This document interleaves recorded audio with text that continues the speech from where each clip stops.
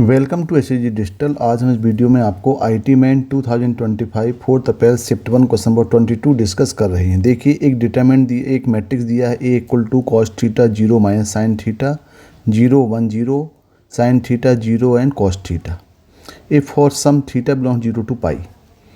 If a square equal to a transpose, then the sum of all the diagonal elements of the matrix a plus I cube plus a minus I cube minus 6a is equal to, यहाँ जो i है वो आपकी identity matrix दिया हुआ है। तो देखिए, यदि हम a मैट्रिक्स को ध्यान से देखें तो देखो यहाँ पे दिया है cos theta 0 minus sine theta 0 1 0 और साइन थीटा 0 कॉस थीटा।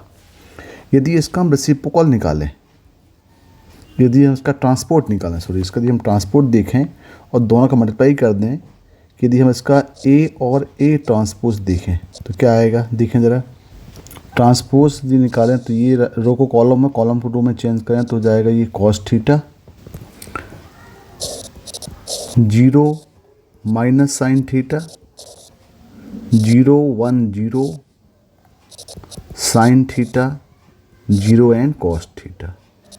अब यदि हम मल्टीप्लाई इसका कर दें तो देखें क्या आएगा। यहाँ पे ए ट्रांसपोज इक्वल टू, यहाँ पे हो जाएगा cos square theta plus sine square that is 1 और 0, यहाँ भी 0 हो जाएगा, ये भी 0, ये देखो 1, ये 0, ये 0, ये 0 और ये 1 आ रहा है। इसका मतलब यहाँ पे एक आइडेंटिटी मैट्रिक्स मिल जा रही है। तो ए ट्रांसपोज इक्वल टू आई, इसका मतलब ये हुआ कि ए जो है वो ऑर्थोगोनल मैट्रिक्स है। इसका मतलब क्या होता है कि यदि ए ट्रांसपोज इक्वल टू आई होता है तो ए इज ऑर्थोगोनल मैट्रिक्स।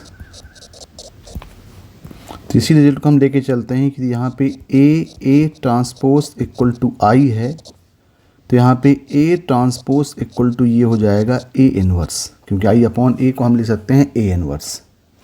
तो A transpose equal to A inverse आ रहा है और हमारे पास जो रिजल्ट दिया हुआ है गिवन क्या हमारे पास A square equal to A transpose, ये हमारे पास रिजल्ट गिवन है।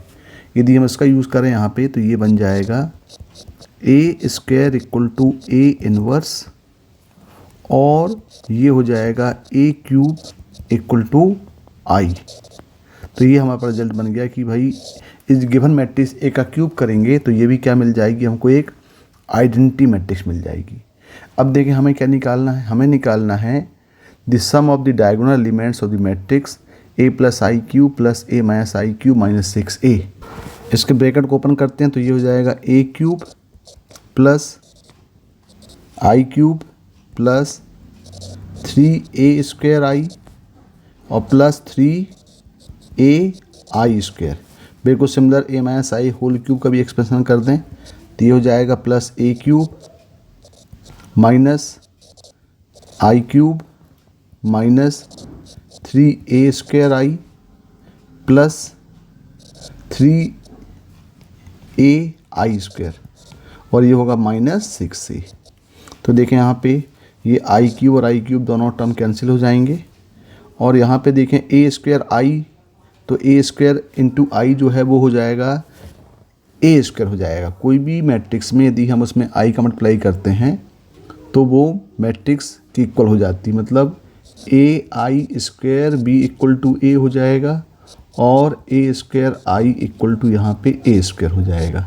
ये रिजल्ट को यहाँ पे हम लिखते हैं तो ये क्या बन जाएगा, ये बन जाएगा यहाँ पे, ये हो जाएगा। अब तो देखें यहाँ पे ये जो वैल्यू है ये भी कैंसिल आउट हो गई, तो यहाँ हो जाएगा ए क्यूब हो जाएगा ट्वाइस ऑफ ए क्यूब